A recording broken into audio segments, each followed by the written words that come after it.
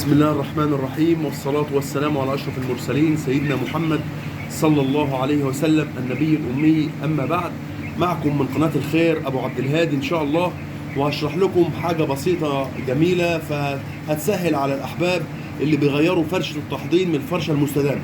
يعني حضراتكم خليكم معايا كده إن شاء الله. بصوا حضراتكم، أنا بفتح العين أهيت، أنا بلف الرول المستدام أهوت، وده الرول اللي احنا بدأنا بيه. بعمل كده اهوت، كده ببعد الكتاكيت في الجهة التانية كده اهو بالشكل ده، كده اهوت كده، واخد فرشة التحضير والفها كده بالظبط. انا شايفين حضراتكم، وادخل كده بالظبط الفرشة المستدامة اهي، واخلي الشفة ناحية هناك، وابدأ افتح الرول واحدة واحدة بالشكل ده، والف التاني بالشكل ده، وده اعمله كده اهو سليم، وابدا انقل الفراخ في الجهه الثانيه كده اهو بالشكل ده اهو، زي ما انتم شايفين حضراتكم. غير ما تشيل بقى تقعد تشيل فرشه التحضير وتنقل الفراخ كتاكيت الجهه الثانيه، ويعني بصراحه موضوع شاق ومقرف. انما بفضل الله سبحانه وتعالى ربنا الهمني عليه بالشكل الجميل اللي انتم شايفينها كده. وبكده احنا خلصنا عملية نقل الفراخ من بداية فرشة التحضير لشيالة فرشة التحضير ونحط الفرشة المستدامة. وبكده لو عجبك الفيديو طبعا يسعدني اشتراكك في القناة والصلاة على النبي محمد صلى الله عليه وسلم في الكومنتات. احبابي والله فكرة جميلة عجبتني، قلت اوفر على حضراتكم كتير أوي من الجهد والتعب في انك انت بتشيل الفراخ من قلب البطارية تحطها في مكان تاني، على ما تشيل الفرشة اللي انت بدأت بيها وترجع تحط الفرشة المستدامة تاني. يعني بصراحة كانت ارهاق وتعب طبعا، وفكرة جميلة ما شاء الله تبارك الله. طبعا سعيد ان انا بوصل لكم كل جديد وكل حاجة طيبة بتسهل عليكم وعلينا، وربنا يجعلنا في ميزان حسناتنا وحسناتكم. وطبعا بأتمنى لكم الخير والرزق الوفير من ربنا سبحانه وتعالى. وتحياتي من قناة أبو الخير أبو عبد الهادي، عفوا قناة الخير. وربنا يرزقنا ويرزقكم طاعته يا رب، اللهم أمين. ويوسع علينا وعليكم في الأيام ديت، الأيام اللي ما يعلم بها إلا ربنا سبحانه وتعالى. طبعا زي ما قلت قبل كده يا أحباب، تربية الفراخ داخل البطاريات بفضل الله سبحانه وتعالى تربية نظيفة، بتبقى طبعا نسبة الأمراض فيها ضئيلة. وطبعا قبل كل شيء ده توفيق من عند ربنا سبحانه وتعالى، مش هنقول أكتر من كده. طبعا يعني ربنا سبحانه وتعالى هو الرزاق العظيم، يهب لمن يشاء كل شيء.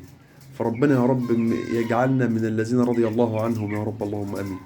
طبعا يا احباب بتمنى لكم الخير، واتمنى ان ربنا يوفقكم في اي مشروع تعملوه، سواء كان تربية فراخ او غيره. ولكن انا طبعا بحفز لكم التربية الطيبة ديت، يعني حاجة في قلب البيت جنب منك تقدر توليها دايما اول باول.